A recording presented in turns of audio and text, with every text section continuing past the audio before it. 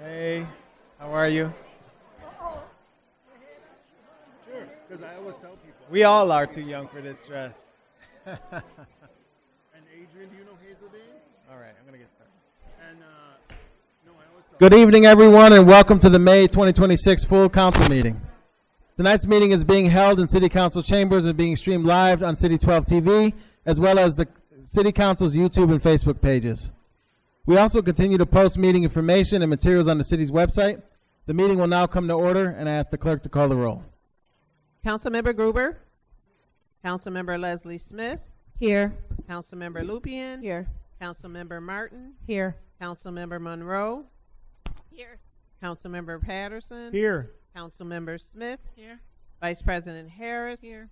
President Melendez. Here. Thank you.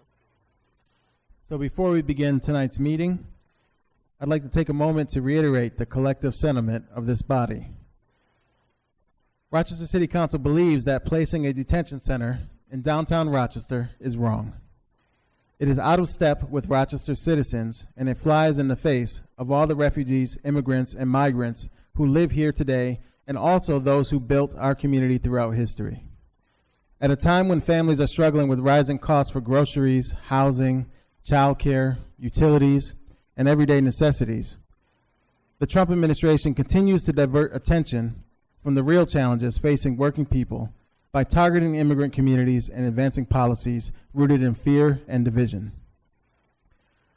Rochester has long been a welcoming city and has upheld sanctuary principles for decades, recognizing that public safety is strengthened when all residents, regardless of immigration status, can live, work, seek services, and engage with institutions without fear.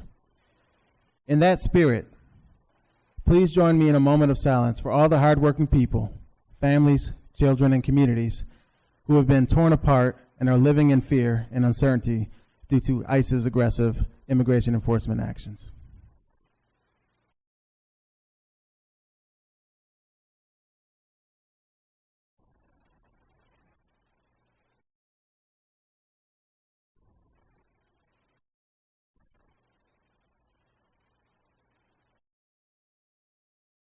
Thank you. Councilmember Monroe, will you please lead us in the Pledge of Allegiance?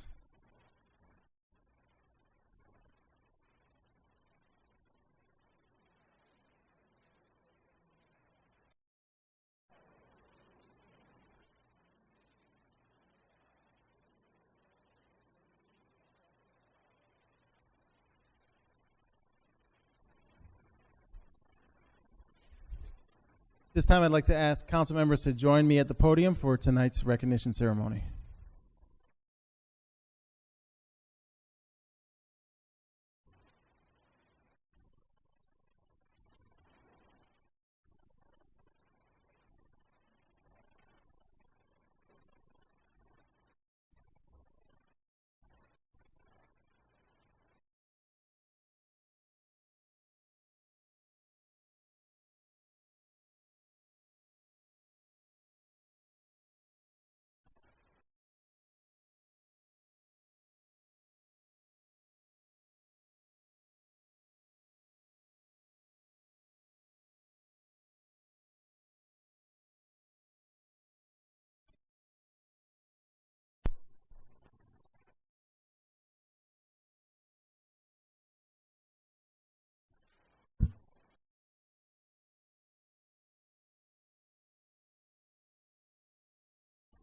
So will everyone that's here tonight from both CLTI and PLTI, please join us in the front.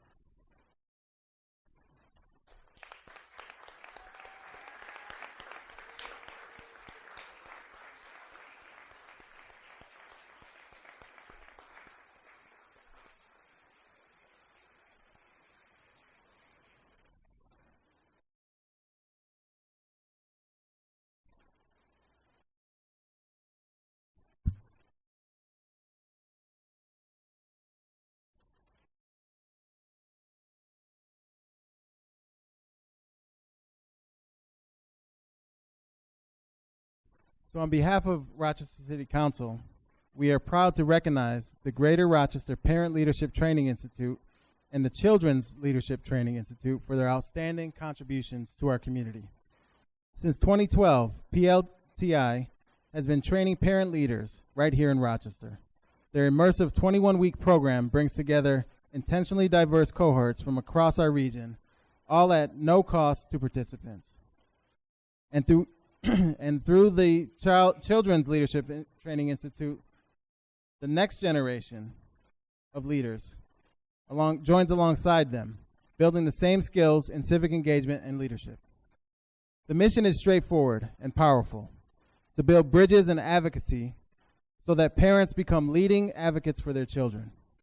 PLTI recognizes that parents and youth voices are often unheard, not for the lack of motivation, but for the lack of opportunity. PLTI changes that. Alumni of this program are in every sense change agents.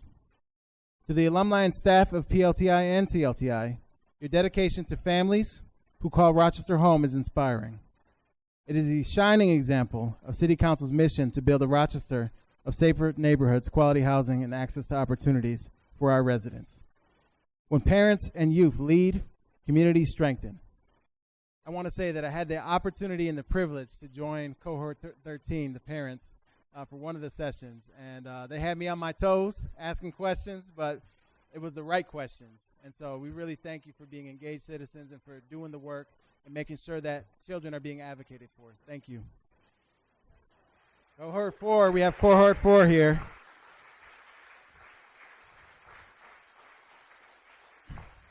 So congratulations to Cohort 13. Thank you for everything you are doing for our community and everything you will continue to build for the future. We'll take a moment for pictures. Council members, let's go up on the dais real quick. Thanks, everyone.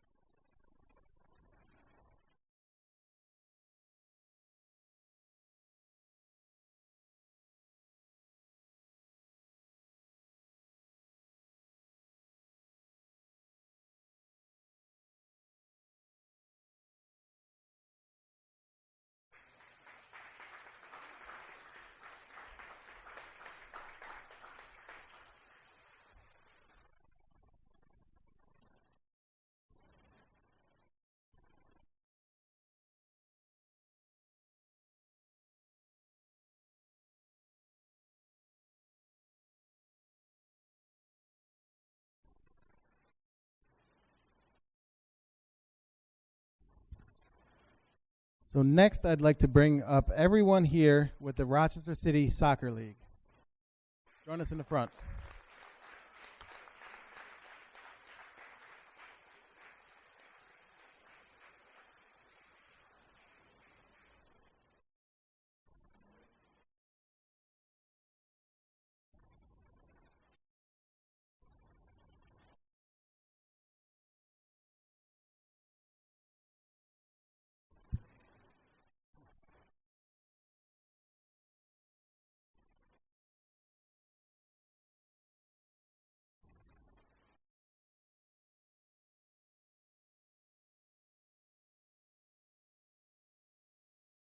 On behalf of Rochester City Council, we are proud to recognize the Rochester City Soccer League for their incredible work building character, community, and opportunity through the beautiful game of soccer, or football, depending on where you're from. This year, as the world turns its eyes to the FIFA World Cup being hosted right here in the United States, Mexico, and Canada, there is no better time to celebrate what soccer means to a community like ours. And few organizations embody that spirit better than RCSL. This past weekend, RCSL hosted the second annual Champions of Change Summit, a 2-day World Cup aligned experience designed to build the future of soccer in Rochester, New York. Players, you have taken the time to learn new skills, make new friends, and most of all, have fun with the beautiful game of soccer. Coaches and parents, you've given all of these players the opportunity to learn and grow through the game, and you have helped build a lifelong foundation of hard work and teamwork. RCSL is about more than just the game. Their website says, a better community is not built by athletes with great soccer skills, but by people with great character. Alongside coaching and competition, RCSL connects participants with academic tutoring and employment resources and invites older players back as referees, coaches, and mentors. This is how you build a stronger Rochester. One player, one team, one season at a time. Thank you, Rochester City Soccer League, for showing our community what it means to play with purpose. And we'll take a moment for a picture.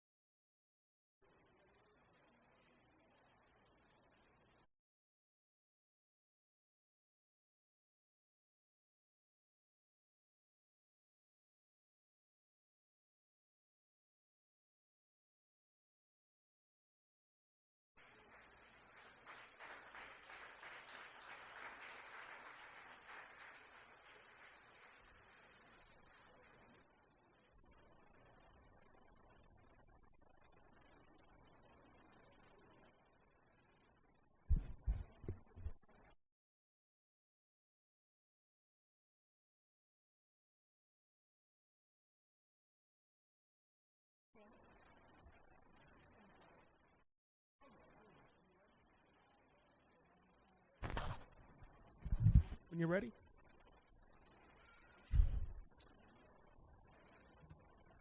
All right, so next on our agenda, we have the approval of the minutes by Councilmember Patterson.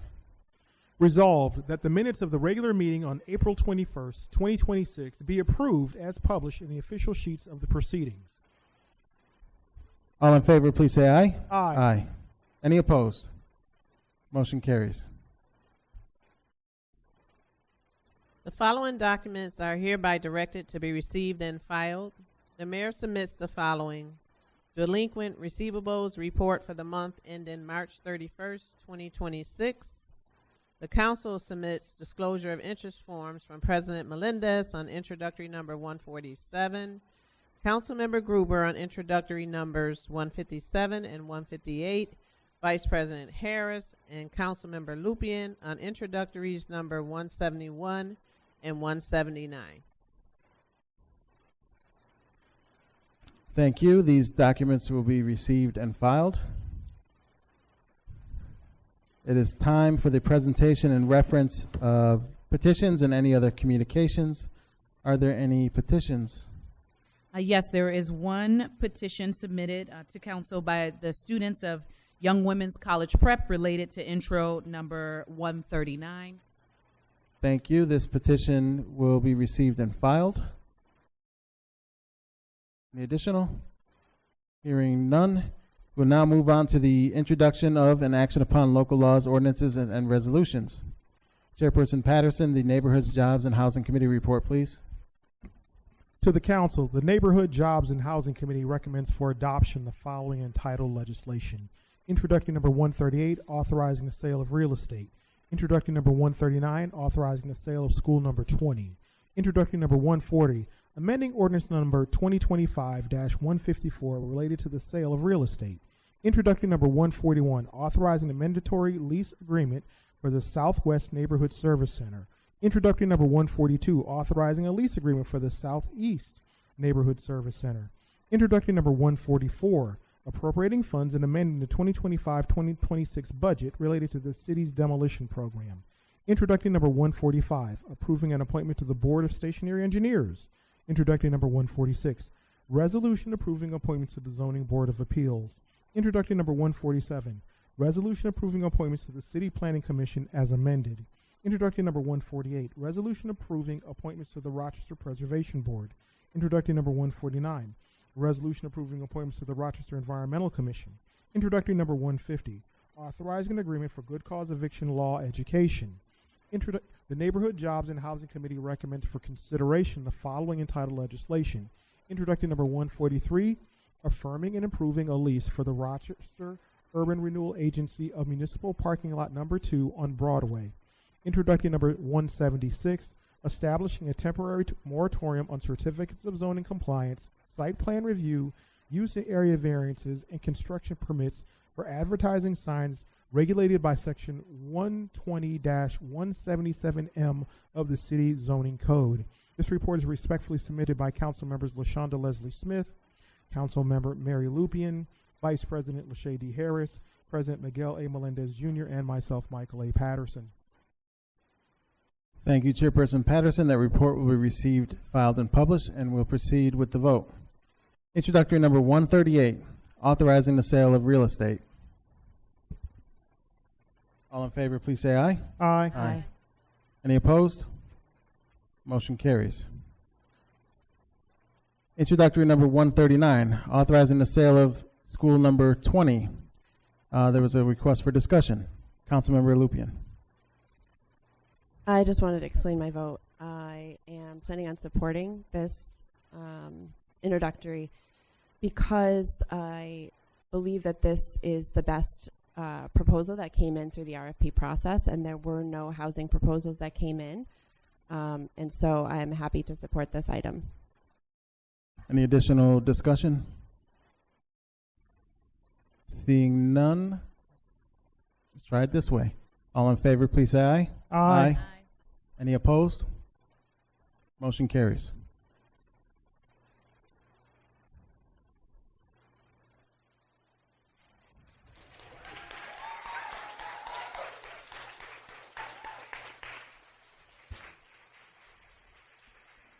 While we are on the discussion of sale of schools, I would like to make a motion to reconsider introductory number 104, authorizing the sale of school number 29. Can I have a second? Second. It's been moved and seconded. Let's vote on reconsidering introductory number 104. All in favor, please say aye. Aye. Any opposed? Motion carries. Discussion?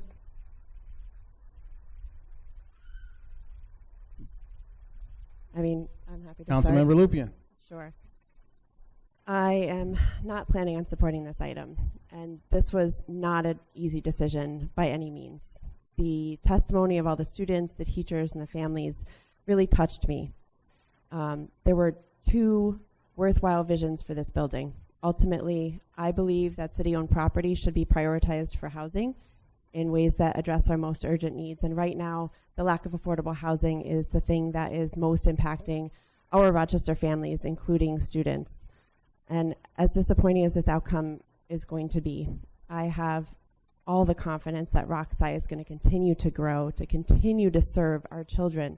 This is not a referendum on the quality of your education. You have proven that. And I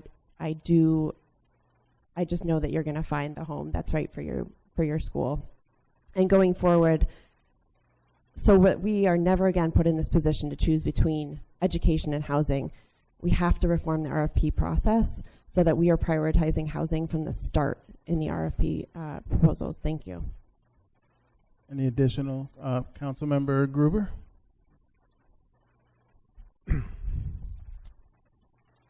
There's been a lot of conversation for the past 2 months about not just School 29 and RockSci, but what's ultimately become a conversation about educational policy, about charters versus RCSD, about what the classification of a charter is, about how to best use public buildings and public funds.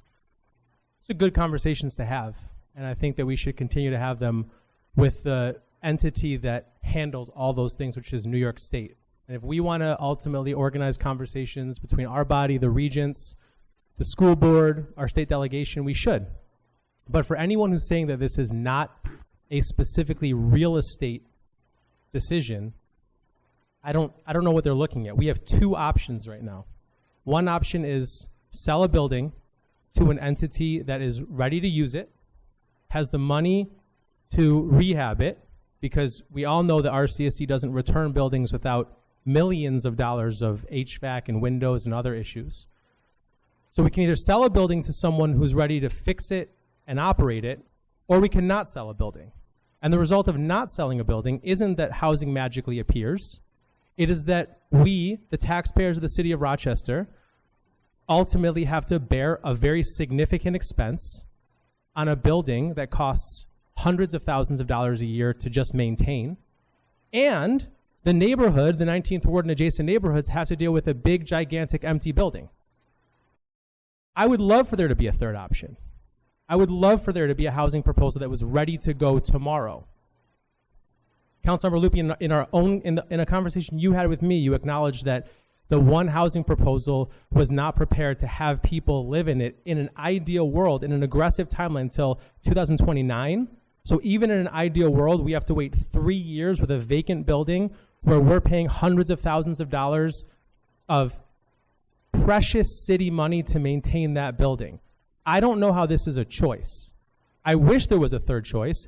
I wish RCSD and the city would actually sit down together and make a plan for what happens. How do we surrender buildings in a way that can generate more housing?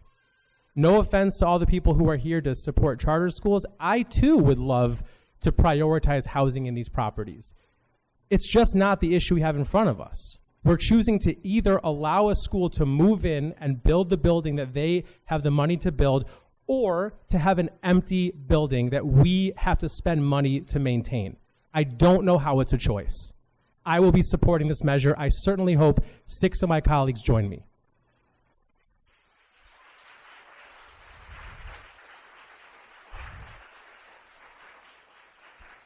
Councilmember Martin. First, my question is for Patrick. Councilmember Gruber kind of opened the door around details of the RFP proposal. How much can we discuss the alternative proposals? I just want to be clear before I make my statement. I wouldn't get too far into details about timelines or financing or anything like that, but general terms I think is fine. Thank you. So I'd like to start by saying thank you to all the students, families, educators, community stakeholders who reached out to us and spoke both in support and in opposition of the proposed sale to School 29 and also to School 20. Decisions around land use are some of the most important decisions we have to make. Through this process, we learned of gaps in the current RFP process for the sale of land. So this process does not prioritize housing. Recognizing that the city is experiencing a housing crisis, I believe we have to change the RFP criteria and also ensure that proposals for housing are prioritized. So I took time out of my day to read the various proposals. When I read them, I did find that there was a viable housing proposal. And in an effort to put housing first, I would like to see this process be restarted with an emphasis on seeing what affordable housing options come forward. This was a very difficult decision. However, just based on the process that we have currently and the very serious need for housing, I also will not be supporting the sale of School 29 to Roxai. Any additional discussion? Councilmember Smith?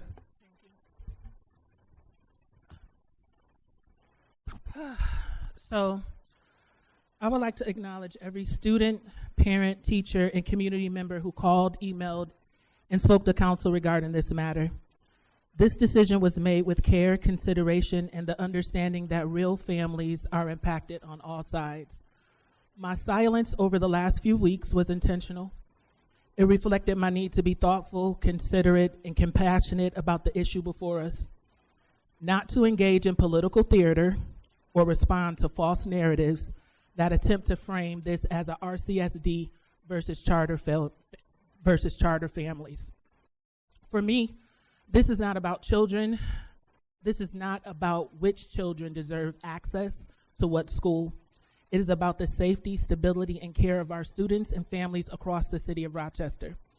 Instead of responding to political jabs, I use this time to listen, to learn from those closest to the issue, to review the information before us, and to weigh what I believe best serves the broader community. I would also like to thank the mayor for taking the time to explain his process, and I believe he is well intended in this matter. One number I cannot ignore is that the RCSD's unhoused student population increased by 151% from 2020 to 2021 school year to the 2023-2024 year, and that number does not reflect 2025 or the current school year, which deeply concerns me. These are real children and real families facing homelessness, and that reality cannot be separated from decisions about publicly owned property. Housing is connected to education. Stability is connected to learning. And a building is never just a building when children in our city are still without stable housing. With care and the full weight of this decision in mind, I will be voting no. Any further discussion? Councilmember Patterson. Well, to say that this is disappointing would be an understatement. The issue is not whether housing is needed. I'm the longest serving member of City Council, and the entire time I have been here, I have advocated for more housing, more affordable housing, all manner and form of housing. Keeping this building in the city inventory and putting it back out to RFP will add it. Well, let me ask a question to the administration. If the building goes back out to RFP, how long will that process take for it to go back out to RFP to be reconsidered? What is the timeline for that? Well, it would take probably a couple months to refresh an RFP, have to leave it out for a significant time period, then do the evaluation. So I wouldn't want to put an exact number on it, but probably in the vicinity of 6 months to a year. Okay, so 6 months to a year, this building stays in our inventory.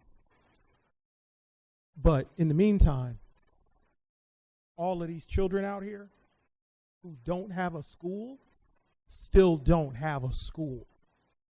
Rockside, our children don't have a school. They go to school in the suburbs because there's no place in the city. You are, in fact, voting against these children and these families who are here before you now. You are voting to make their lives, their educational journey, that much more difficult every day. I'm not discounting your concern and your commitment to housing. I share it. I've been advocating for it. I've fought wars for it. But with that being said, ladies and gentlemen, it is not either or, it's yes and. You know, one of the things maybe some of y'all have missed is that we have an initiative underway right now where we're looking to bring in more owner-occupied housing where we don't have to subsidize it. We've got 9 lots where we have houses going up on now. We're working on, without going too far into it, a couple of 100 more. When I saw the proposal that was offered for the housing proposal that was offered for 29, without going into any detail, I reached out to the person who the organization that offered that proposal. And one of the things that I said to them is that, you know what? I got a spot in the Northeast. I'd love to have you there. Okay? So it's not either or. It's yes and. Don't say no to these families and these children. Do you not see all of these kids who have been advocating constantly, regularly over 9 weeks? The growth that I've seen out of them in their educational process and participating in this process is amazing. And you turn your backs on them and you tell them, no, y'all, good luck. Stay at Bishop Kearney. where they're racist. Because that's what these children told us, where they're racist, where they got to go in through the back door. Y'all stay out there. Good luck. Hope it works out for you. Y'all stay crunched up in those tight little hallways where the bathrooms maybe work and they don't work, where the rooms leak. Good luck. Hope you're successful, but if you're not our problem. We could have solved the problem. We could have sold you this building today, and you'd have a school in September. But we decided instead that we would rather keep it in our city inventory, and good luck to you.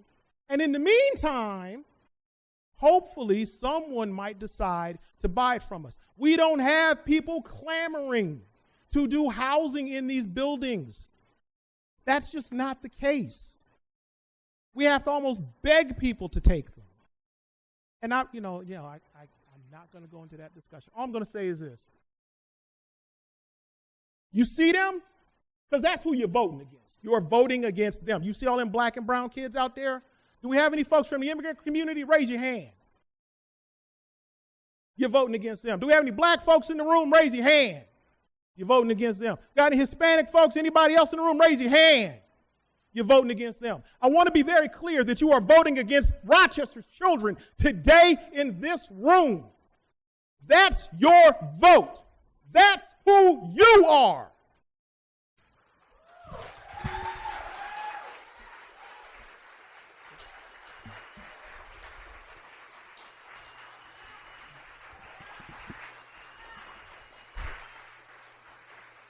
So I'm going to make a couple quick comments. I definitely appreciate the sentiment that when we have the opportunity to do housing, and when we have the opportunity to do housing, and it makes sense from a pencil perspective as well, we should do it. And I think there's an opportunity to revisit that conversation. Let me preface the rest of my comments with. It's not over until we roll call vote. So folks have an opportunity to reconsider as we are talking on the dais. Sometimes projects don't make sense. As someone who is very familiar with what it takes to do a conversion of a school, not only is it challenging from the financial perspective, the resource perspective, but it is also challenging from a timing perspective. You have to go and line up the resources, not only from the capital you need as a construction loan to get started, but the state approval process, the tax credits, you name it, you got to pull it all together, getting money from here and there to make these projects work. And without getting into the details of this specific RFP, because I haven't seen it, I only heard a little bit from conversations with my colleagues, my understanding is that this would have not been ready at a minimum until 2029 if it was selected to be a housing project. Now, with that being said, we have a school in front of us. We have a school represented well in this room. We have a huge need to support education in our community. This body will be voting on the largely symbolic, but the city school district budget next month. We have seen grave challenges in our education system. I am an RCSD grad. I am a supporter of RCSD. I want to see RCSD succeed. But when parents and families come to council chambers, and when a school comes to us with a proposal that is viable, that is practically shovel ready, I feel, and by the way, won the RFP process. We can argue the process after the fact, but the process was the same for this building as it was for the one before, as it was the one before that. So if we want to change the process moving forward, I can understand having that discussion. But this was a fair and square proposal to the council for consideration. So we may land where we just heard it might land. I am going to put it to a roll call vote in a moment. But before I do, I want to thank everyone who has been involved the last several weeks, who has come to speak to council, who's reached out. Gotten so many emails. In the beginning, I was trying to respond to every single one. At some point, I said, I can't do this anymore. But I want to thank you all for your engagement of all of us. You know, I don't disagree, and I don't feel that my colleagues are, you know, telling you otherwise when they say that they really weighed this decision. But it's my hope that we all see the big picture here and can move this forward. But any additional discussion? Council Vice President, followed by Council Member Leslie Smith. So I'd like to add to President Melendez's comments that, you know, the emails and the civic engagement has been wonderful. I'm thankful that you guys were able to voice your opinions for and against. And most importantly, I want the youth in this room to understand the importance of civic engagement, or your engagement here is welcomed at any time, and we value your voice, and we heard you. So, and so many of the youth that came, you know, all ages, was just so articulate and passionate. And it was definitely riveting for many of us here and many of us who were watching. So I just want to say, continue on. Don't let this, whatever the vote ends up being, don't let this stop you. Continue engaging government, not just here in the city hall, but also at the state level and at the county level. Thank you. Councilmember Leslie Smith. I'm sort of at a loss for words, and I am going to ask my colleagues to reconsider. I'm hoping that the time that they have gotten to know me over the last 5 months, that they would know that this isn't political rhetoric or anything like that. I'm thinking about the many positions that I've had the opportunity to serve in here in this city, at a charter school, doing neighborhood revitalization, doing housing development, working with families across the spectrum.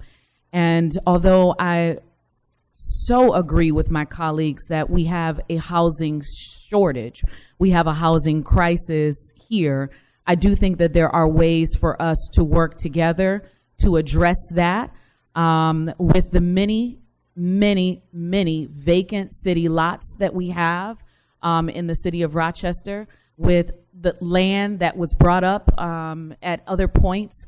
There's opportunity for us to create infill that doesn't then also take away an opportunity for a school right now. I agree with Council President Melendez that this vote has not been yet taken, and I do ask my colleagues to reconsider. We have young people who are standing right before us who are in need of a school building now. We have a potential budget gap that needs to be closed now. There are opportunities for us, as it has already been stated, to revamp this RFP. If there are opportunities for us in the future to look at schools that come back to the city of Rochester and prioritize housing, I will be in support of that. Those potential future resources have no face. They don't have a name of a school already associated, already hoping, already praying, already expecting, having already reached out to this city, begging even, please give my child, give my student, give myself a permanent school home. Right now, we have an opportunity. We have to take advantage of opportunity within the lifetime of the opportunity. And we can talk about the future, and I will be extremely supportive of a revamping of an RFP process so that we prioritize housing. But right now, we have kids who need schools. And I agree, Councilmember Smith, that students in RCSD, students in the charter school system, students in private school system who are facing homelessness, that is a sad, sad situation.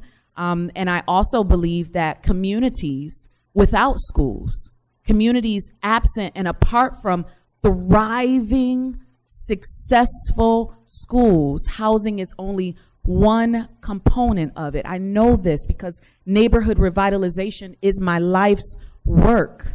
We need every single component of this. Housing, education, we need safe streets. We need people to be able to live, work, and play safely. I'm willing to have conversation. I'm willing to brainstorm to come up with solutions. But right now, today, we have students in need of a school building. We have an opportunity, a time-sensitive opportunity to give these children a school to walk into in September, a school that still needs a lot of work, and yet responsible stewards of public funds that have the ability to purchase the building and renovate the building and give my neighborhood, the 19th Ward, back a school that it lost. And so, again, I'm not here to debate charter, public, and I don't think any of my colleagues are doing that either. And I do believe that everybody's making the decision that they feel strongest for. I'm just asking them to make a different decision.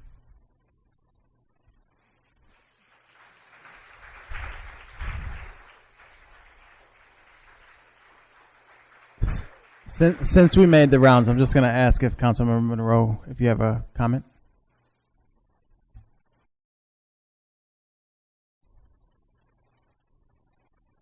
One of my children attended YWCP at the very, very beginning of it. And they started in one building at the Nazareth Academy, and they had a portion of that. And then they had a portion of a building the following year in yet another Old City school that hadn't, it was one from the diocese across from Sacred Heart. But both of them, they didn't have the requisite space. When they had to change up places again, it was a relearning of everything, where the classes are, directions of how students are going to move. And this in particular was a very old school and quite outdated. But it is so critical. I saw the struggle there, and the ability to have a school where you can have your labs, you can have your space without having to check with other people. And I really did understand what the kids were saying when they were talking about a home. So that you have one place, you know it's going to be that one place, and you can settle in, the teachers can settle in, administration can settle in, and everyone can get a really good education, which at the end of the day for me is what is the most important. We have too many kids who are being failed generation after generation in the district, and that limits a lot of the great work that we try to do here on City Council. So I will be voting yes.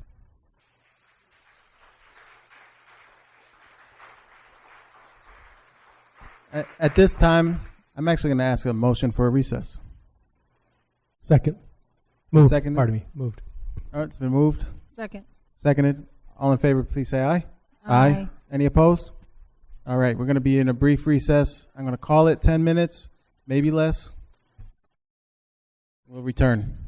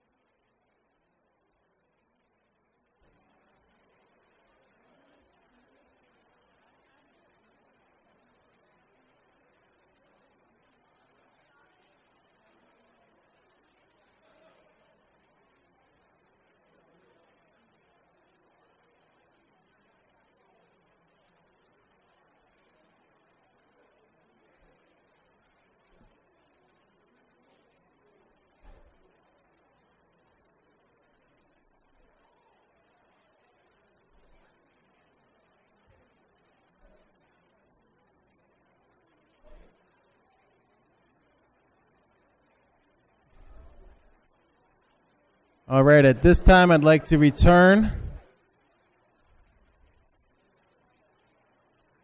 from recess.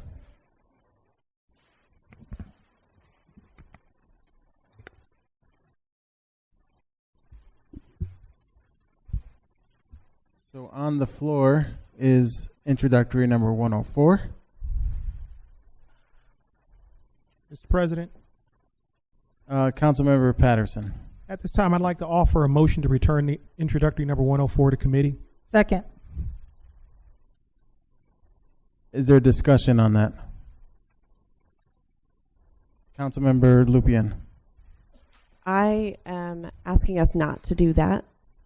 I'm not planning on changing my vote, and I think it's in everyone's best interest, if my colleagues have also not changed their mind, to let this school know so that they can move on. Any further discussion on that? Yeah, I agree. I think finality on the decision is important. So I'll be voting no on putting it back into committee. Quick question to the administration. Would this be returning to committee or returning to the table? You could do either. Do either. You could Okay. table it and take it up at a later meeting, or you could return it to committee. Understood. Any further discussion on the motion? Okay, we'll roll call that. Wait, Chairman Patterson, you asked to bring it back to committee or to table it? Does it, to the administration, is there a difference? We'd have to go. Not in the number of people it takes for the vote. The practical difference is that if you table it, it stays in this. It stays with the council, right? And it could be moved to be taken up from the table at any point. If you send it back to committee, it then resides with the committee, and it would be up to the committee what to do with it. And has to go back through the Right, committee right. again. Okay, so in that case, I guess I want to change that, so I'll offer. Can we amend the motion or no? Well, yeah, what do we got? It hasn't been put to a vote yet, so he can withdraw the motion, Okay. or you can amend it, whichever. So in that case, I'd like to withdraw the motion and offer another motion, and that motion is to table the item, introductory number 104. All right, so table. Is there a second? Second. All right, we'll roll call vote the motion to table it. Councilmember Gruber, Yes. Councilmember Leslie Smith,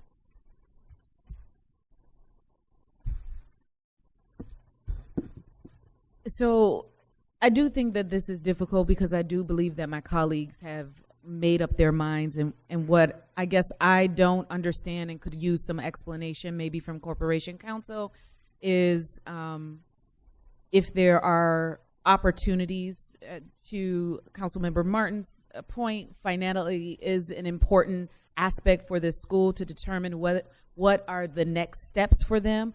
Us tabling it, does it give them any opportunities or options with the existing school building?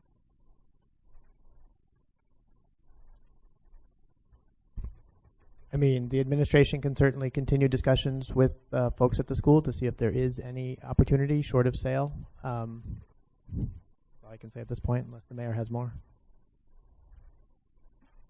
Yeah, I think that. I mean, so tabling it allows discussions to continue. Clarification question. Patrick, when you say conversations to happen with the school, you mean conversations with the Rochester City School District? No, I mean the proposed purchaser. Got it. What does tabling it allow? Couldn't conversations continue if we vote no on the sale? They could. So tabling it doesn't do anything It other than prolong the vote. right. It stops. It stops it from going to a final vote. That's right. Tonight.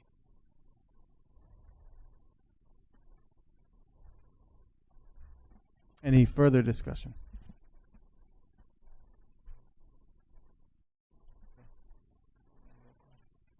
Councilmember Leslie Smith, Yes.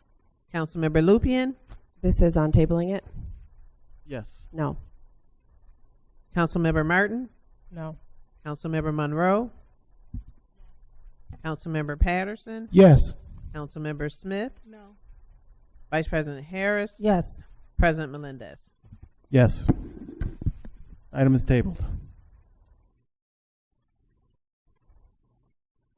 Can I ask a question for Patrick? How many times can you bring up an item for reconsideration if you are on the winning side of the vote? So according to the current council rules, somebody who's in the winning side of the vote can bring it up for reconsideration an initial time based on a majority vote. It can be brought up for reconsideration a second time based on a unanimous vote. That's the current rule. Got it. So since it was brought up for reconsideration right now and then voted back into committee or voted to be tabled, essentially it has been brought up for reconsideration. So it's currently up for reconsideration, and its reconsideration has now been tabled. Okay, so this wouldn't count as one of the times where a simple majority is needed. Correct. This would have been a simple, which is why you took it up again. There was a simple majority to reconsider, so that was your simple majority reconsideration. Sorry, clarify that one last time. Right. If it's brought up again for reconsideration by any one of us who voted no last time, is a unanimous vote going to be needed or a simple majority? A unanimous vote would now be needed, but you wouldn't have to move for reconsideration at this point because it's still before the body. It's just been tabled. Got it. So if it's brought up again after today, a unanimous vote would be needed. So after today, to bring it up again, somebody on this body would just have to move to take it off the table. Mm-hmm. And that would require just a majority vote. Got it. Thank you. All right. I'm going to move us to introductory number 140, amending ordinance number 2025-154 related to the sale of real estate. All in favor, please say aye. Aye. Any opposed? Motion carries. Introductory number 141, authorizing a mandatory lease agreement for the Southwest Neighborhood Service Center. All in favor, please say aye. Aye. Any opposed? Motion carries. Introductory number 142, authorizing a lease agreement for the Southeast Neighborhood Service Center. All in favor, please say aye. Aye. Aye. Any opposed? Motion carries. Introductory number 143, affirming and approving a lease by the Rochester Urban Renewal Agency of Municipal Parking Lot Number 2 on Broadway. All in favor, please say aye. Aye. Aye. Any opposed? Motion carries. Introductory number 144, appropriating funds and amending the 2025-26 budget related to the city's demolition program. All in favor, please say aye. Aye. Aye. Any opposed? Motion carries. Introductory number 145, approving an appointment to the Board of Stationary Engineers. All in favor, please say aye. Aye. Any opposed? Motion carries. Introductory number 146, approving appointments to the Zoning Board of Appeals. All in favor, please say aye. Aye. Any opposed? Motion carries. Introductory number 147, a resolution approving appointments to the City Planning Commission as amended. There is one disclosure, and it is me. I'm not allowed to participate and must recuse myself from deliberations on the vote on this item. All in favor, please say aye. Aye. Abstain? Motion carries 801. Introductory number 148, a resolution approving appointments to the Rochester Preservation Board. All in favor, please say aye. Aye. Any opposed? Motion carries. Introductory number 149, a resolution approving appointments to the Rochester Environmental Commission. All in favor, please say aye. Aye. Any opposed? Motion carries. Introductory number 150, authorizing an agreement for good cause eviction law education. It's a point of privilege. I was not in committees when we voted this out of committee, so I just want to thank the the folks who have been participating in the Good Cause Eviction Task Force. We spent about 4 months together coming up with solutions and next steps related to good cause eviction law. And one of the outcomes was this item. And I'm looking forward to making sure that we provide broad and vast education in the community. All in favor, please say aye. Aye. Aye. Any opposed? Motion carries. Introductory number 176. Establishing a temporary moratorium on certificates of zoning compliance, site plan review, use and area variances, and construction permits for advertising signs regulated by Section 120-177M of the City Zoning Code. So on this item, the City Planning Commission weighed in last night, and I want to share with the council, based on the outcomes of that, a proposed amendment. I'm going to share what the amendment is, and then we can, I'll see if there's a second, and after that we'll debate the amendment before taking the main motion.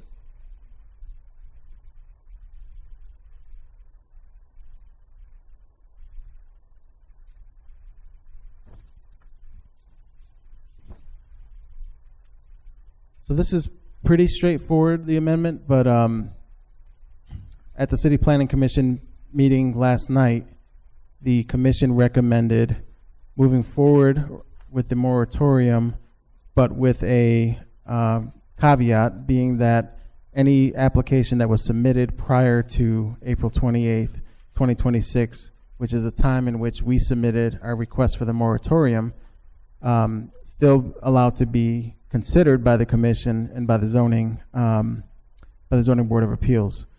So what this motion does is it recognizes the City Planning Commission's request to take up applications that have been in process, in motion for some time, that have been submitted properly, etc., but then bans any new application moving forward. Is there a second on the motion? Second. Okay, there's a second. So now we're open up for discussion. So I'll just say this much.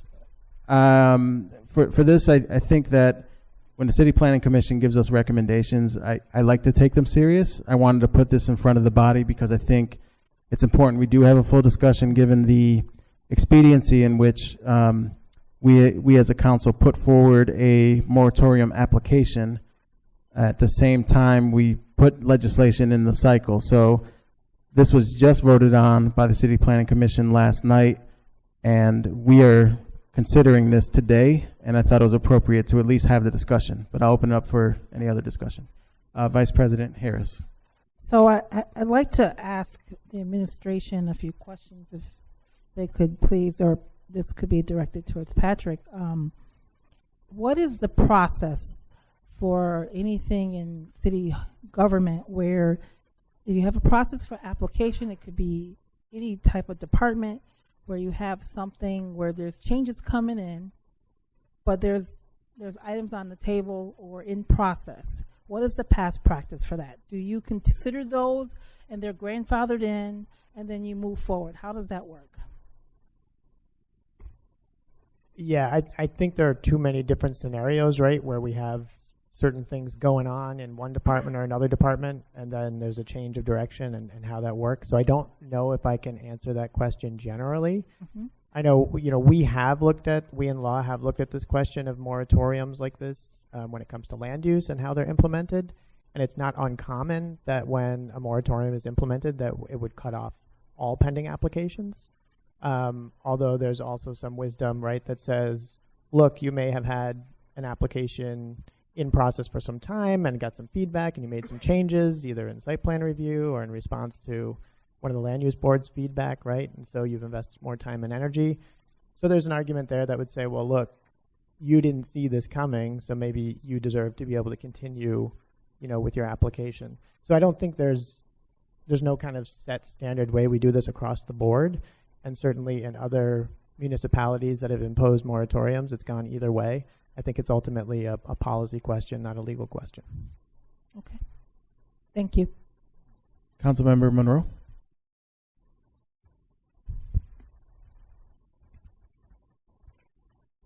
So the reason that I put forth the moratorium, and which at that point Councilmember Patterson was also supporting,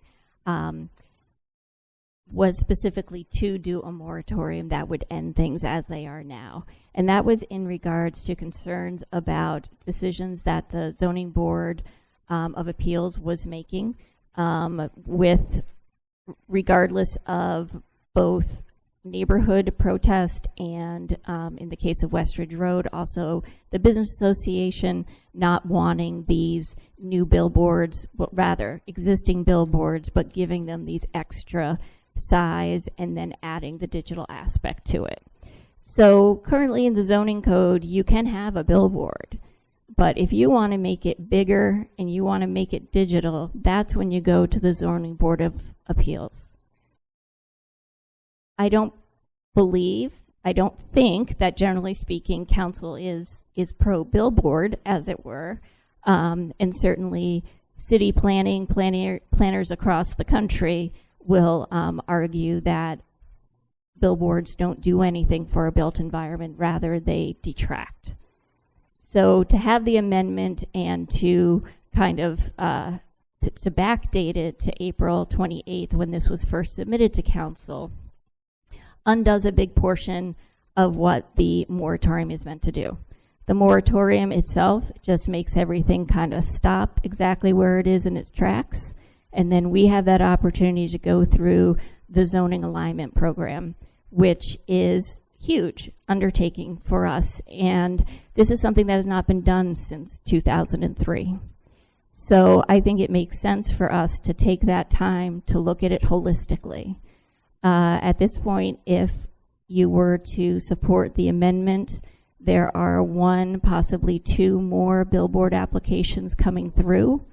When I did this amendment, it was specifically because of these changes to billboards and the greater size that were being approved, these variances that were being approved. It was not based on anything that was currently before or to be before the ZBA. It was simply that I think that it needed to be paused so that we could really look at this before we go and have a new zoning code. Especially if things are going to be changing in the zoning code, and then it could possibly be a case of different applicants just quickly trying to get things in before the ZAP is approved by council. So that is why I was asking for the amendment, and I think it's very important to keep it as it stands. The City Planning Commission is an advisory board. And while we can listen to, read, and reflect on their recommendations, it is a recommendation. And it's a recommendation for a reason, and that reason is we get final say. When the ZBA makes their decisions, that's their final say. We don't have any say on that. So this moratorium gives council the better hand in being able to determine what we want our built environment to look like. Thank you. Any additional? Councilmember Gruber, followed by Councilmember Martin.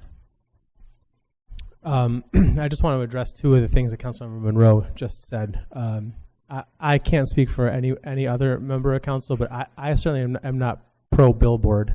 I am pro land use board, though, and I'll get back to that in a second. The other thing is the moratorium would not allow for any. If this was passed as amended, it would not allow any further applications to move forward. That is the entire point. It would prevent any applications from April 28th moving forward. I support this amendment because as much as I agree that the CPC is an advisory body, we really need a good, strong CPC and ZBA and Environmental Commission. These folks do unbelievably thankless work on behalf of our community every month. Sometimes they're in meetings until midnight, far later than we're ever in meetings for. They deal with really tense situations. They do it for a grand total of $0, and they do it because they're experts in the space. each of the committees that we appoint are experts in their respective fields. I think the CPC has taken a lot of flack from a lot of individuals and organizations around this community about projects that they have been blamed for hearing projects that they did not have control over hearing. They have been blamed for a lot of different things, and at the end of the day, they have shown up each and every time. And I think, I don't agree with them every time, but I think that they have voted in a way that they're trying their best to be true to our zoning plan. And given the fact that we are about to adopt a brand new zoning plan, we need a good CPC, a good ZBA, and a good EC more than ever before. I think it's a simple request by the CPC, a simple recommendation to say, please don't undermine our authority for projects that we've already started to work on. And I think that we don't owe them anything, but I certainly feel like we should give them the respect to make that very, very modest amendment. And let the ZBA rule how they want to rule. I have no idea what the status of the ZBA's current negotiations are. I understand that we heard from law that there's 2 open applications. I have no idea what the status of those are. I have no idea how the ZBA is going to rule. And frankly, I don't want to. It's not really my business. But I am very supportive of ultimately giving the land use boards the authority that or letting them maintain the authority we've already charged them with having. And so I appreciate President Melendez offering that amendment, and I will support it. Councilmember Martin.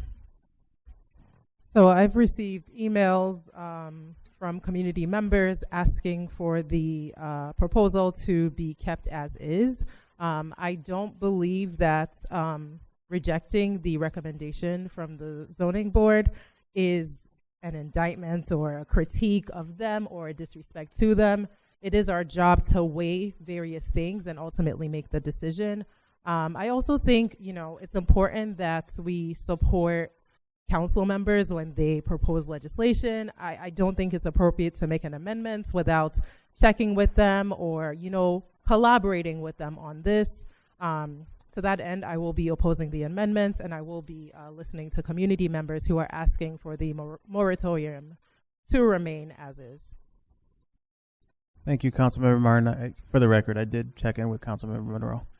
Any additional comments? Councilmember Patterson. So, as one of the few council members who spends entirely too much time in front of the City Planning Commission fighting about a cell phone tower that we have no say-so over on City Council, but they have all of the say-so over at the Planning Commission, I have found them to be extremely deliberative and open to the needs of neighbors and communities. I have found them to be exhaustive in their research and their work ethic. I don't think that this is unreasonable, their request. So I will be supporting the amendment. We'll see how it goes. But in the end, the moratorium, with the amendment or not, will go into place. And the impact is really only limited from the sound of, well, let me ask, how many projects are affected by this moratorium that are currently in process? There are 2, as was mentioned before, there are 2 applications that are complete and are in process. There's 1 incomplete application, so that would be the one that would be affected at this time. So, so if memory serves me correctly, one of them is the one on Monroe Avenue, corner of Canterbury, and the other one is where? Mount Hope Avenue. Okay, and so they're in process, and there's plenty of contention around these 2 items, and the community is going back and forth, and there's all the debate back and forth. Is that what's happening? That's right. Yeah, they're being deliberated. And that is what the process should be, correct? I don't know that that's for me to say. Yeah. Okay. Fair enough. All right. Thank you. All right. Any additional comments on the amendment? Mr. President, if I may. Yes, Councilmember Monroe. I just wanted to say, while I appreciated your heads up, it was 10 minutes before the meeting that you just let me know graciously that this amendment was going forward. But it wasn't something that we had specifically a long conversation about, although we had a chance to discuss earlier. So I just wanted to clarify that. And this also happened yesterday, meaning this vote happened at CPC yesterday, so it wasn't a lot of time for me to connect with you. But I understand that.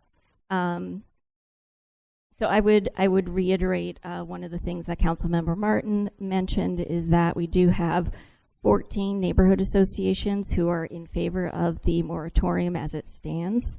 And the whole point of the moratorium is specifically to, again, put this in our court because we've been watching these other signs get approved that neighbors were vociferously against, and there weren't even the requests to do any kinds of changes to them.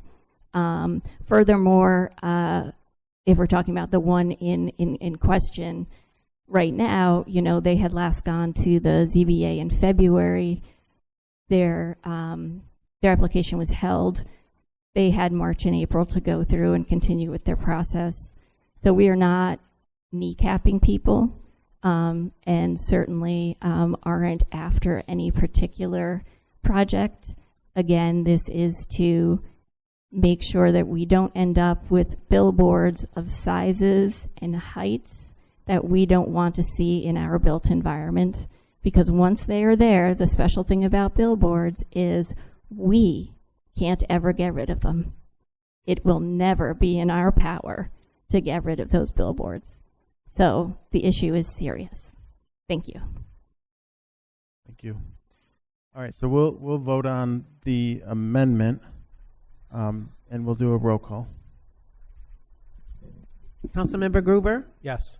Councilmember Leslie Smith? No. Councilmember Lupian? No. Councilmember Martin? No. Councilmember Monroe? No. Councilmember Patterson? Yes. Councilmember Smith? No. Vice President Harris? Yes. President Melendez? Yes, the amendment fails. And now we move forward with the item as is. So before us,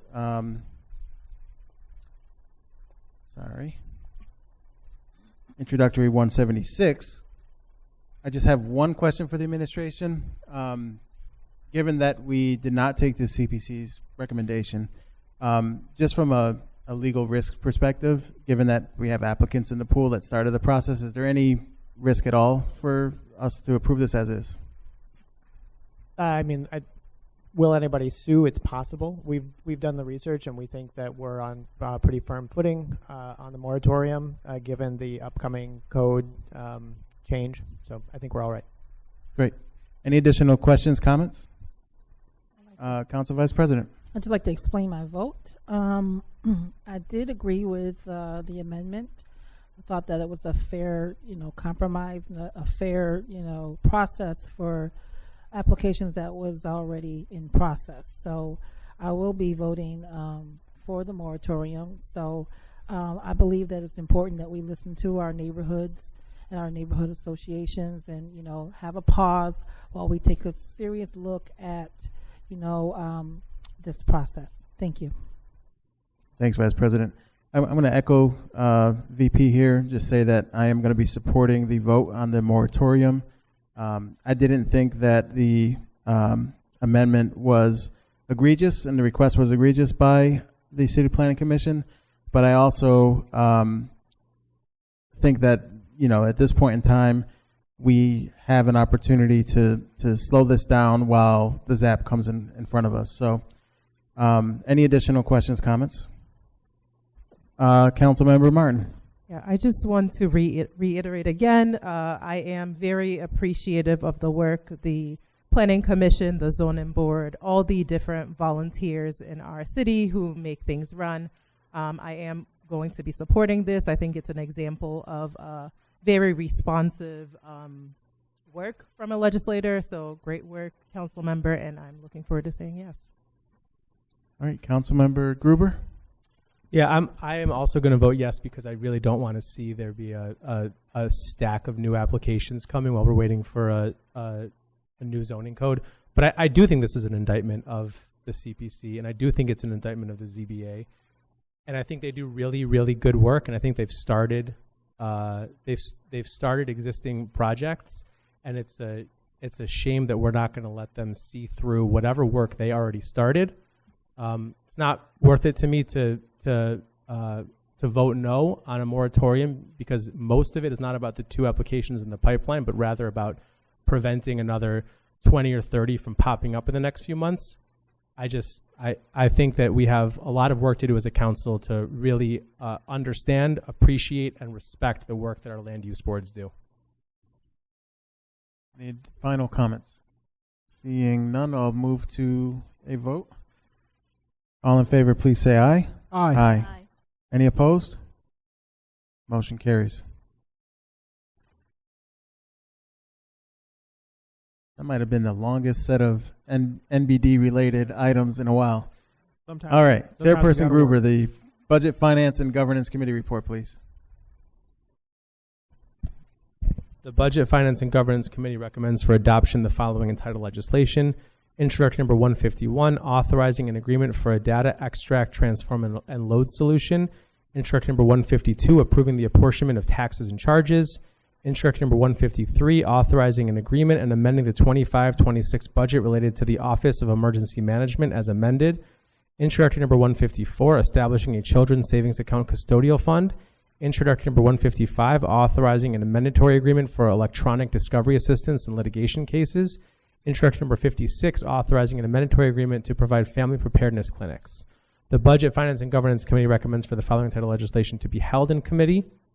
Introduction number 177, determining and certifying base proportions, current percentages, and base percentages for the 2026 assessment rule. Introduction number 178, determining and certifying adjusted base proportions, assessed value, and net changes in assessed value for the 2026 assessment rule. And introduction number 179, approving certain matters and authorizing the execution and delivery of specified documents in conjunction with the issuance of County of Monroe Industrial Development Agency School Facility Revenue Refunding Bonds, the Rochester Schools Modernization Project, Series 2026. This report was respectfully submitted by Council members Stanley Martin, Kiera Smith, Lachey Harris, Miguel Melendez, and Mitch Gruber. Thank you, Chairperson Gruber. That report will be received, filed, and published, and we will proceed with the vote. Introductory number 151, authorizing an agreement for a data extract, transform, and load solution. All in favor, please say aye. Aye. Aye. Any opposed? Motion carries. Introductory number 152, approving the apportionment of taxes and charges. All in favor, please say aye. Aye. Aye. Any opposed? Motion carries. Introductory number 153, authorizing an agreement and amending the 2025-26 budget related to the Office of Emergency Management, as amended. All in favor, please say aye. Aye. Any opposed? Motion carries. Introductory number 154, establishing a children's savings account custodial fund. All in favor, please say aye. Aye. Aye. Any opposed? Motion carries. Introductory number 155, authorizing a mandatory agreement for electronic discovery assistance in litigation cases. All in favor, please say aye. Aye. Aye. Any opposed? Motion carries. Introductory number 156, authorizing a mandatory agreement to provide family preparedness clinics. All in favor, please say aye. Aye. Aye. Any opposed? Motion carries. Councilmember Gruber, do you have a motion related to introductory number 177? Yes, I'd like to make a motion to discharge introductory number 177 from committee. Can I have a second? Second. It's been moved and seconded, so we'll vote on discharging 177 from committee. All in favor, please say aye. Aye. Aye. Any opposed? Motion carries. Any questions, comments, concerns related to this introductory? Seeing none, we'll vote on introductory 177. All in favor, please say aye. Aye. Any opposed? Motion carries. Councilmember Gruber, do you have a motion related to introductory 178? I'd like to make a motion to discharge introductory number 178 from committee. Can I have a second? Second. It's been moved and seconded. We'll vote on discharging the item from committee. Intro 178. All in favor, please say aye. Aye. Any opposed? Motion carries. All right, so any discussion on this? We'll move to a vote. I have on a it. question. Oh, yes. Councilmember Lupien. I'm just noticing when we bring things out of committee, we don't say what they are. We just say the intro number. And just being aware that people at home don't have what we have in front of us. Appreciate that. I can read out 178 really quick. Determining and certifying adjusted base proportions, assessed value, and net changes in assessed value for the 2026 assessment roll. Thank you for that catch. All right, so we'll vote on intro 178. All in favor, please say aye. Aye. Any opposed? Motion carries. All right, Councilmember Gruber, a motion for 179. I'm going to read it out.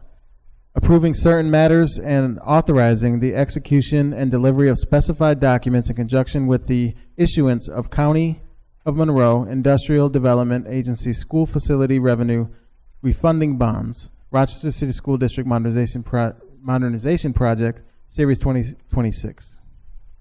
I have a motion for that. I'd like to make a motion to discharge introductory number 179 from committee. Can I have a second? Second. All right, it's been moved and seconded. So let's vote on discharging the item from committee. All in favor, please say aye. Aye. Any opposed? All right, so we do have two disclosures for this. Vice President Harris and Councilmember Lupien are both district employees, but they're only required to disclose the information and they're able to participate in discussion in the vote. Any questions, comments, or concerns? All right, seeing none, we'll move to vote on introductory number 179. All in favor, please say aye. Aye. Any opposed? Motion carries. Chairperson Monroe, the People, Parks, and Public Works Committee report, please. Yes, to the council, the People, Parks, and Public Works Committee recommends for adoption the following entitled legislation. Introductory number 157, Bond Ordinance of the City of Rochester, New York, authorizing the issuance of $1,045,000 bonds of said city to finance a portion of the cost of the Rundell Memorial Library Elevator Modernization Project. Introductory number 158, authorizing an agreement for the Rundell Memorial Library Elevator Modernization Project. Introductory number 159, authorizing a professional services agreement related to the citywide carbon monoxide detector replacement project. Introductory number 160, authorizing agreements for material and environmental testing and exploratory drilling services. Introductory number 161, authorizing and appropriating funds for the Mount Hope Cemetery fence replacement project.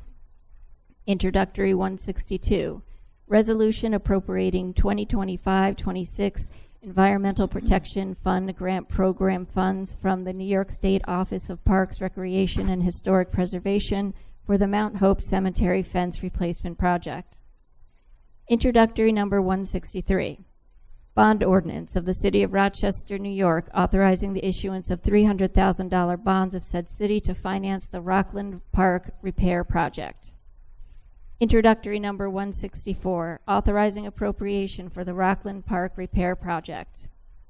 Introductory number 165, authorizing a professional services agreement for the FFY 25 Infrastructure Investment and Jobs Act Lead Service Line Replacement Project.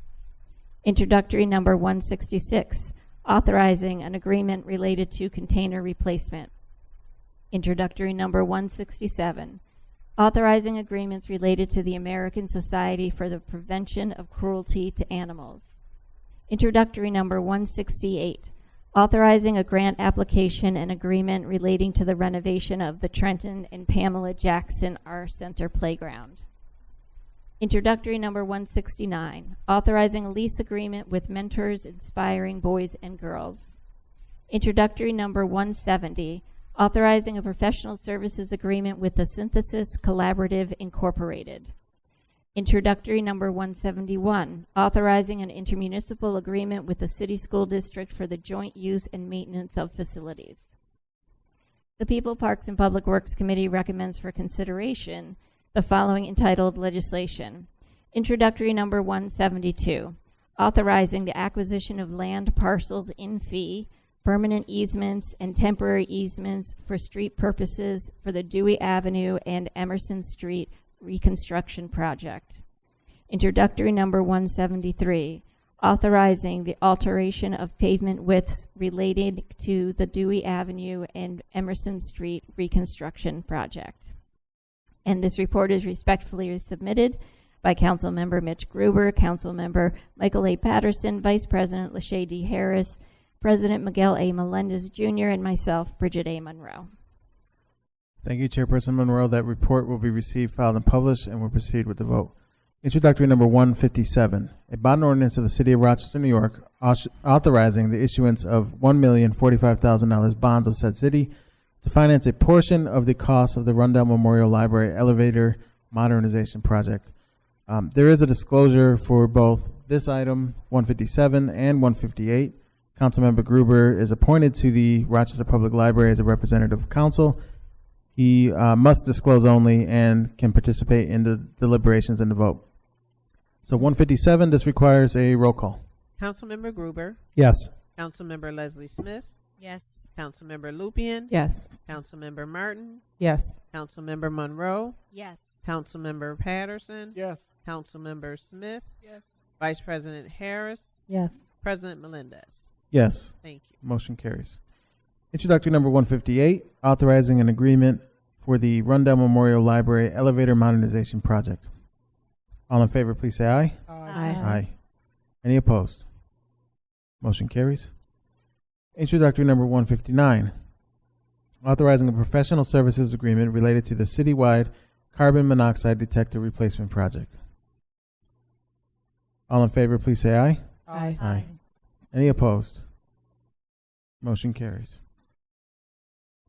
Introductory number 160, authorizing agreements for material and environmental testing and exploratory drilling services.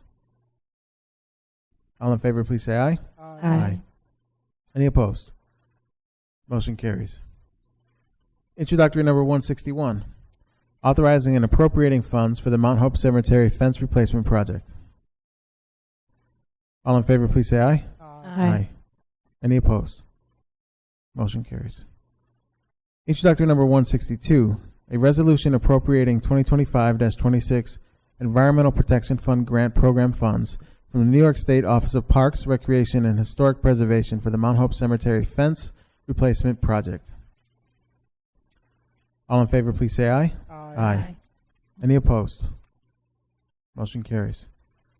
Introductory number 163, a bond ordinance of the City of Rochester, New York, authorizing the issuance of $300,000 bonds of said city to finance the Rockland Park repair project. This requires a roll call. Councilmember Gruber, Yes. Councilmember Leslie Smith, Yes. Councilmember Lupian, Yes. Councilmember Martin, Yes. Councilmember Monroe, Yes. Councilmember Patterson, Yes. Councilmember Smith, Vice President Harris, Yes. President Melendez. Yes. Thank you. Motion carries. Introductory number 164, authorizing appropriation for the Rockland Park repair project. All in favor, please say aye. Aye. Any opposed? Motion carries. Introductory number 165, authorizing a professional services agreement for the federal fiscal year 25 Infrastructure Investment and Jobs Act lead service line replacement project. All in favor, please say aye. Aye. Any opposed? Motion carries. Introductory number 166, authorizing an agreement related to container replacement. All in favor, please say aye. Aye. Any opposed? Motion carries. Introductory number 167, authorizing agreements related to the American Society for the Prevention of Cruelty to Animals. All in favor, please say aye. Aye. Any opposed? Motion carries. Introductory number 168, authorizing a grant application and agreement relating to the renovation of the Trenton and Pamela Jackson R Center Playground. All in favor, please say aye. Aye. Any opposed? Motion carries. Introductory number 169, authorizing a lease agreement with Mentors Inspiring Boys and Girls. All in favor, please say aye. Aye. Any opposed? Motion carries. Introductory number 170, authorizing a professional services agreement with the Synthesis Collaborative Incorporated. All in favor, please say aye. Aye. Any opposed? Motion carries. Introductory number 171, authorizing an intermunicipal agreement with the City School District for the joint use and maintenance of facilities. There is a disclosure on this. Council Vice President and Councilmember Lupien are both employees of RCSD, but they may participate in discussion and the vote. All in favor, please say aye. Aye. Aye. Any opposed? Motion carries. Introductory number 172, authorizing the acquisition of land, parcels in fee, permanent easements, and temporary easements for street purposes for the Dewey Avenue and Emerson Street reconstruction project. All in favor, please say aye. Aye. Sorry, just a quick question. Councilmember Martin has a question. So first, thank you to the administration for the thoughtful responses. My only question is about the timeline for, I guess, taking the property. When do you expect to have that done by? And what is the relocation fee? And I guess how much notice is given to the tenants before they have to leave?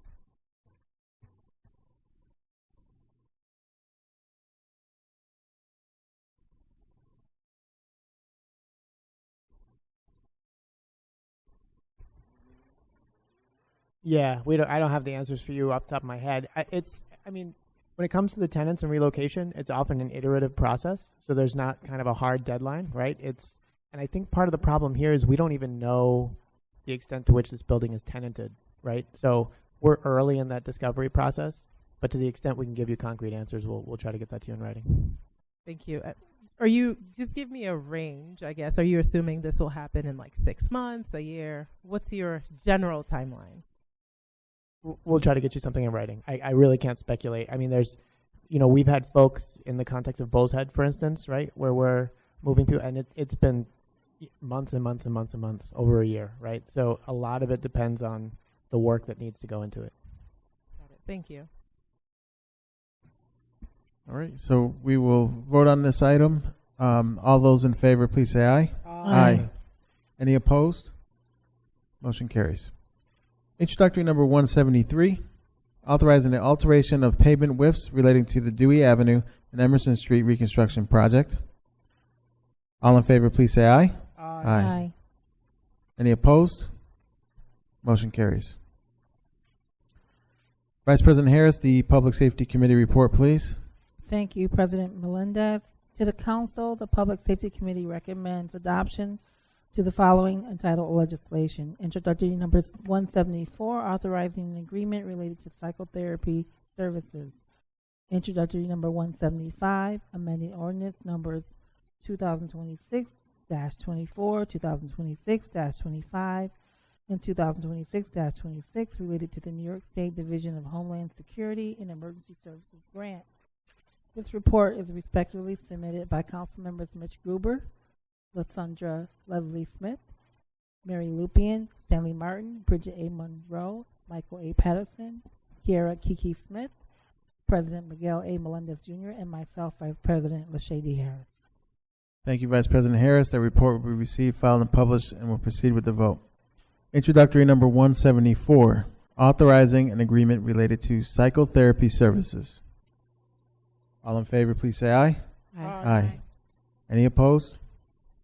Motion carries. Introductory number 175, amending ordinance numbers 2026-24, 2026-25, and 2026-26 related to New York State Division of Homeland Security and Emergency Services grant. All in favor, please say aye. Aye. Aye. Any opposed? Motion carries. Vice President Harris, did you have additional business for public safety this evening?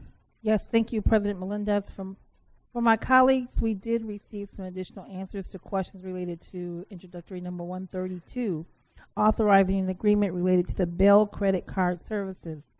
Those answers are on your desk. They were just shared with you a short time before this meeting. I would like to now take the point of privilege because I'd like to also open up the floors for questions from my colleagues, but I'll take the point of privilege just to start with a question from myself to the administration. I'd like to ask what instances, in this, does RPD offer bail? I know that from what I understand, that the Monroe County Sheriff, they handle the booking process. So can you walk us through that process? Yes. So all the sheriff's departments, the bail goes through them. That's where the inmates are housed, or the people are housed. So we have the contracts with All Paid, but we don't set the bail. The bail is already set, and the amount is given to us, and then we just process the payment. Thank you for that. So my follow-up question is, I know that we were told that after finding out there's two vendors in the state of New York who offer the same service at a lesser rate. That's what we found out. So my question is, did you go back to them, to the vendor that you have chosen, to see if they would give us a lesser rate? Did you actually reach out to them to see if they would offer something less than 8.5%?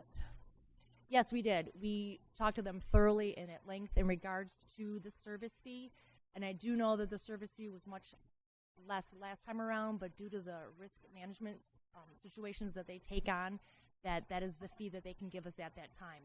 It doesn't mean negotiations are completely over. We will continue to talk to them about reducing the fee in the near future, but at this point in time, that is the fee. That's the fee. Did they explain to you in detail what risk management they're dealing with? Was that even discussed?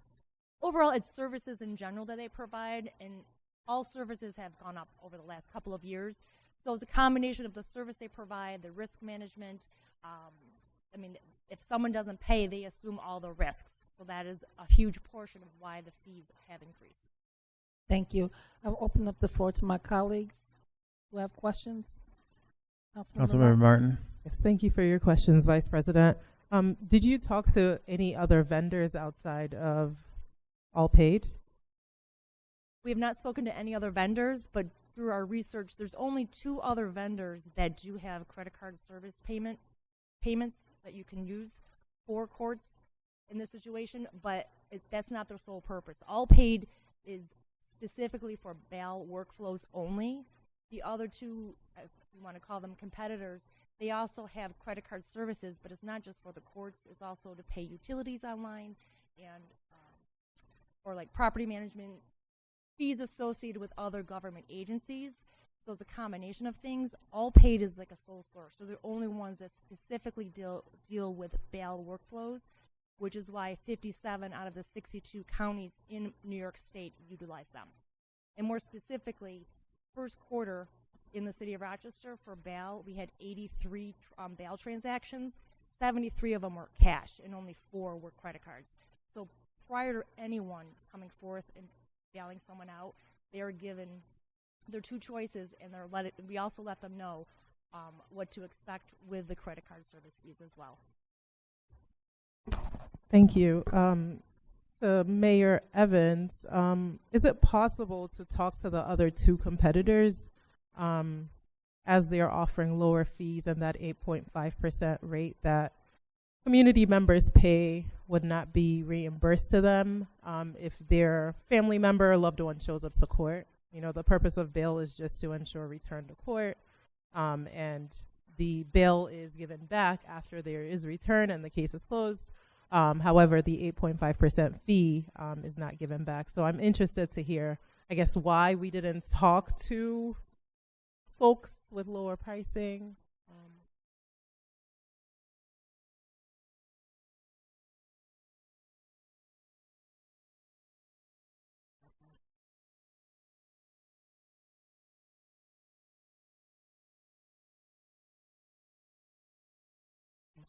So there's no opposition from you to exploring the other vendors and seeing.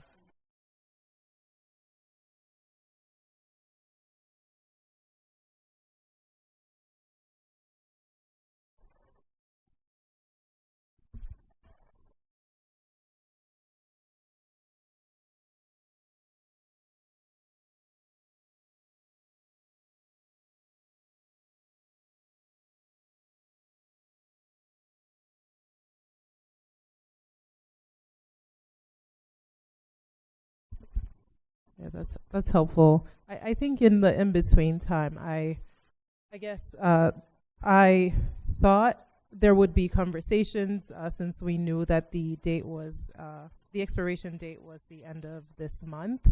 I think there was a hope from council members that we would engage other vendors. Yeah, I'm not sure what to do here because there are other businesses that provide the service, but we don't know how much. We haven't engaged them, so it kind of traps us into this one position. I'm also not sure why there wasn't an RFP since it is such a significant increase. Others weren't given a chance to compete and bid on this, so yeah, I'm not sure. Additional question from me really quick. I apologize, I don't have the actual legislation right in front of me, but the last time we looked at this was in 2022, so I'm assuming it might be a similar term. Is this a 3 or 4 year term? Yes, same term. Same term.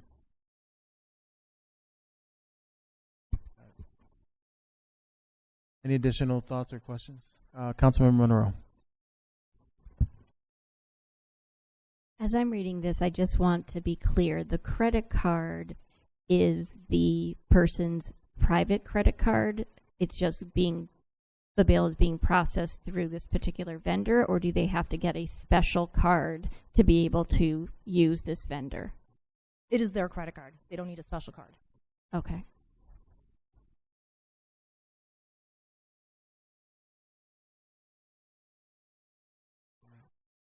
Any additional thoughts, questions? Yes.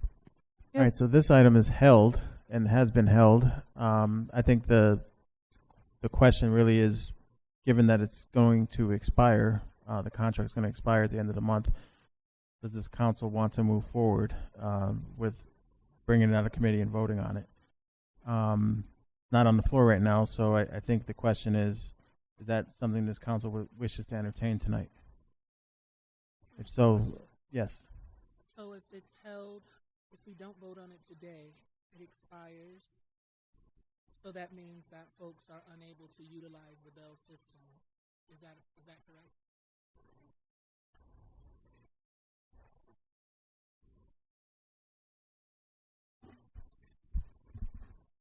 So could we amend it to allow for folks to still be able to use the service for a month, with the administration actually following through this time and reaching out to the other companies? I believe the last time there was a commitment on the record to doing further research and talking to others. And it's been a month, and we find ourselves in the same position without the information needed to make a decision.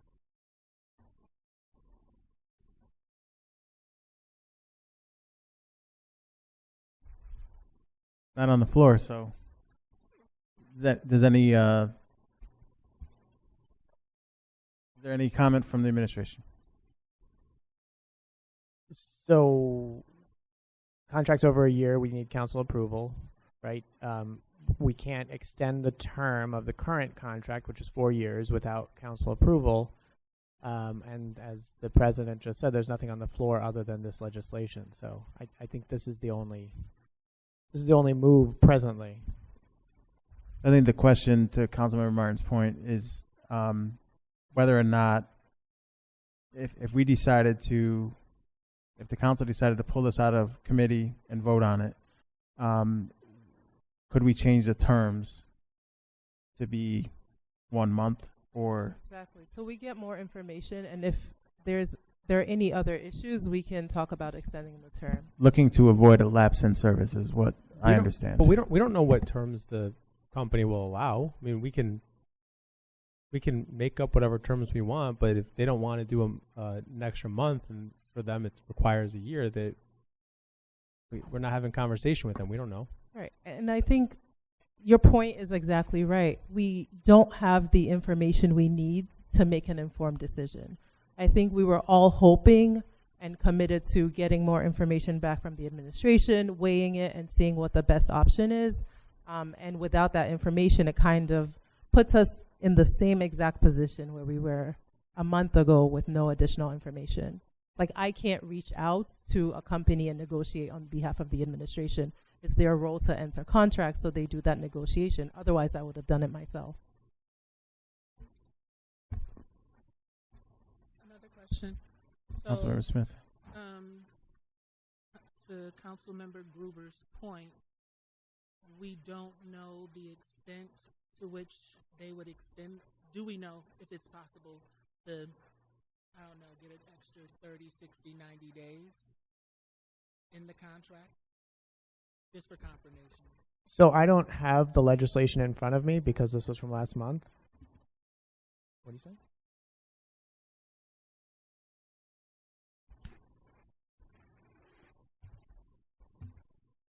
Councilmember Smith, are you asking if we know the company would allow an extension? Yeah, that's what I'm asking, because I think that's what Stan is asking. I'm just trying to clarify if that's what Stan is asking. If I just want to be clear if that's a possibility.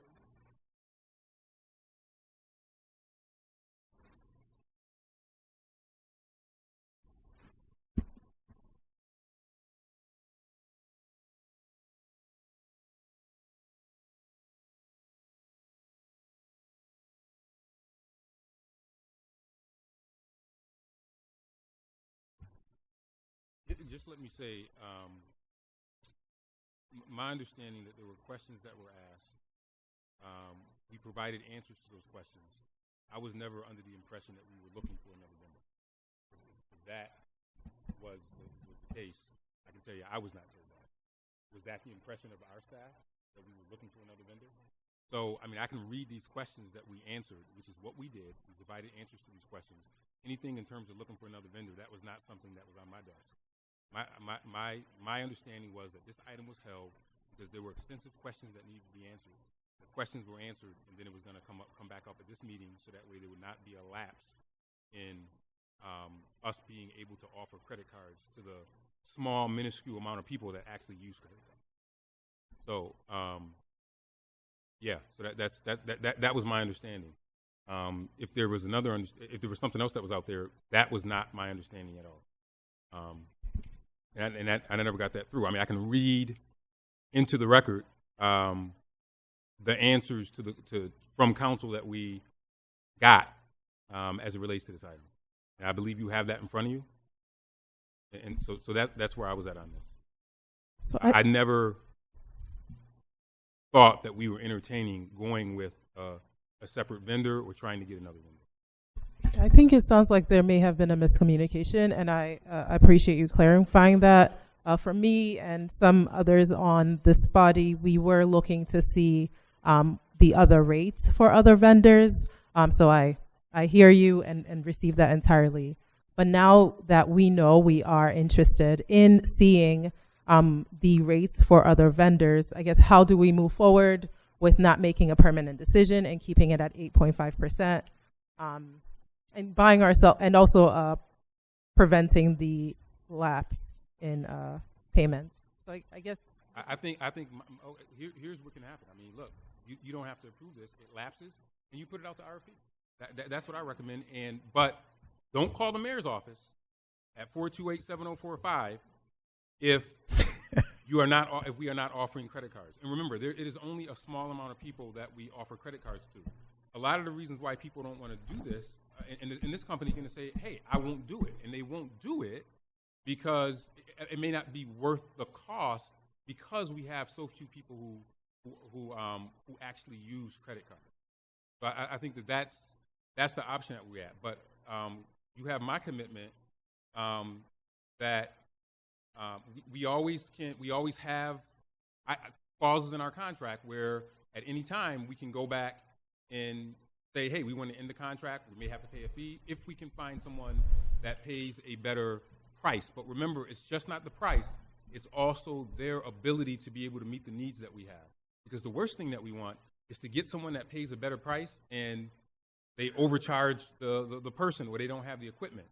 This one was chosen mainly because not so much the price, but because they do this across so many other municipalities, so they know what they're doing, they know how to do it, and we already have the equipment. So I think that's the challenge that you have there. I hear you, Mayor yeah. Evans. But we're weighing a lot of different things. For consideration, I think we could do both, where we amend the term, and also I trust that you will move forward now that it's been clarified. I really appreciate you clarifying that wasn't your understanding with seeing the cost for other vendors. So I think there might be a way to do. The other challenge, Councilmember Martin, with amending the term is that we can amend the term on our side, but we don't know if they will accept that amended term, correct? So that's the challenge with that as well, because what was agreed to was what we already agreed to. So if we do that, they may then come back and say, wait a minute, you're not being consistent with what was agreed to. We answered your question. We gave you everything we need. So that could put us in a precarious situation.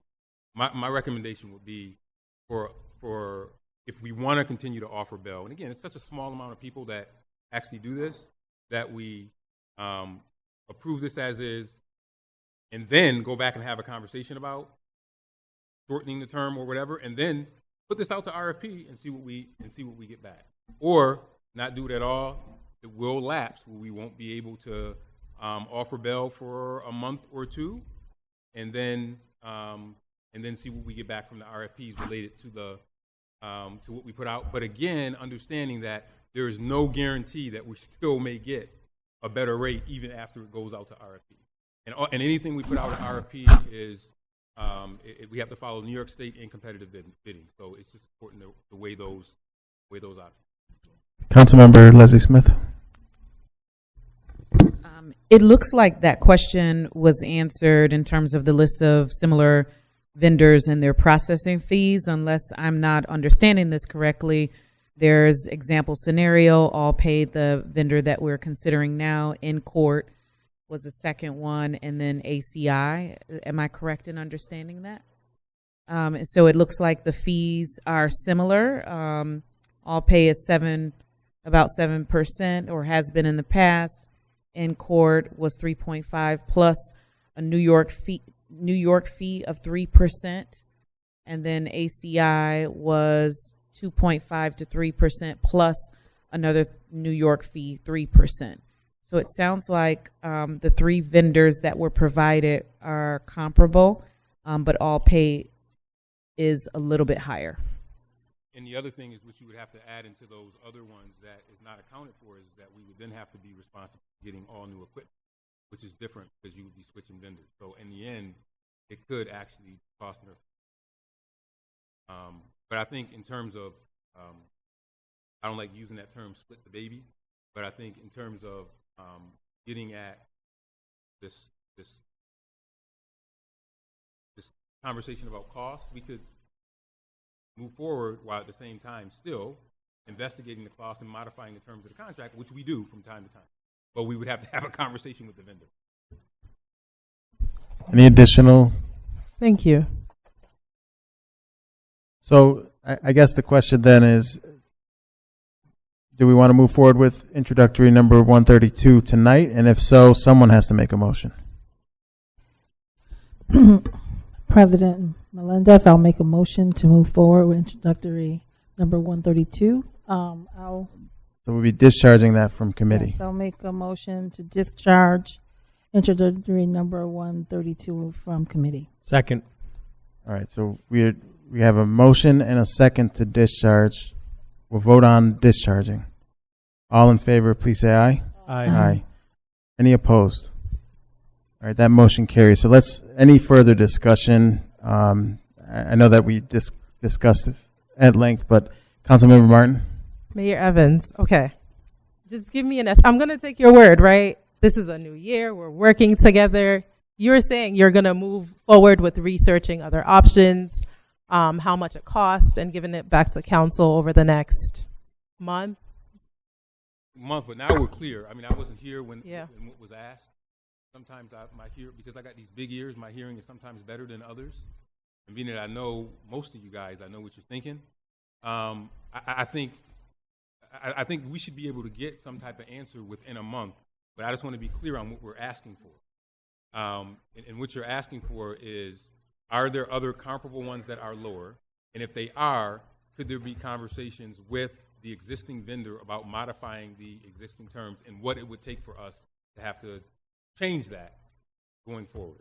And that's something that happens regularly in the city of Rochester with different contracts, but I think it would be another offline conversation about our contractual process, what it says we can or cannot do, because sometimes in relationships you both have to agree to quit each other, and you have to give ample time. So I think we'll have to look at all that. But while that is happening, that does not preclude us from looking at other vendors that are out there, if possible, and looking at the pros and cons. Exactly. If it's an RFP, we just have to understand that we still may not get what we think we're going to get. Trust me, I've been doing this a long time with RFP, so I would add that as a caution. Absolutely. And if we see that it doesn't make sense, then we could just stick with what we have. Yeah. But at least we'll have information that's out there. Sounds good. Thank you. Yep. All right, so I'll move 132 to a vote. All in favor, please say aye. Aye. Aye. Any opposed? All right, that motion carries. So with no further business to come before this body, we are adjourned, but we will now proceed to the RUA Resolution Review Committee. Or excuse me. Yes. And at this time, I call the Rochester Urban Renewal Agency to order. Ask the clerk to call the roll. Agent Councilmember Gruber. Agent Councilmember Leslie Smith. Here. Agent Councilmember Lupien. Here. Agent Councilmember Martin. Here. Agent Councilmember Monroe. Here. Agent Councilmember Patterson. Here. Agent Councilmember Smith. Agent Vice President Harris. Here. Agent President Melendez. Here. Thank you. Agent Patterson, the Rural Resolution Review Committee report, please. To the council, the RUA Resolution Review Committee recommends for consideration the following entitled legislation. Introductory number URA 4, resolution approving a lease by the Rochester Urban Renewal Agency of municipal parking lot number 2 on Broadway and designating Columbus Building Apartments LLC as qualified and eligible to lease said property. This report is respectfully submitted by agents Michael A. Patterson, LaShonda Leslie Smith, Mary Lupien, Lachey Vice President Agent Lachey D. Harris, and President Agent Miguel A. Melendez, Jr. Thank you, Agent Patterson. That report will be received, filed, and published, and we'll proceed with the vote. Introductory number URA 4, resolution approving a lease by the Rochester Urban Renewal Agency of municipal parking lot number 2 on Broadway and designated Columbus Building Apartments, LLC, as qualified and eligible to lease said property. All in favor, please say aye. Aye. Any opposed? Motion carries. With no other business to come before RUA, we are adjourned.